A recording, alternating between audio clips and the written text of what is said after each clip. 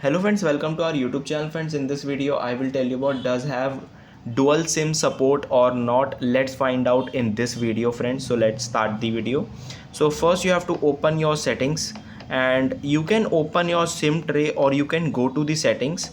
There are both ways. You can just simply tap on here it is network and internet, and then you have to click on sims. So if your sim is showing I have not put any sim card in it, so you can open your sim tray friends. So I have this tool, I will show you.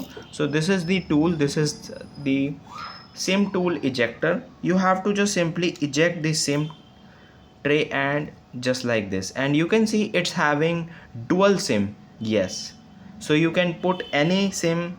If it is Airtel, Geo, Vodafone, any sim you have, you can put two sims in it. I hope you like this video. Thanks for watching.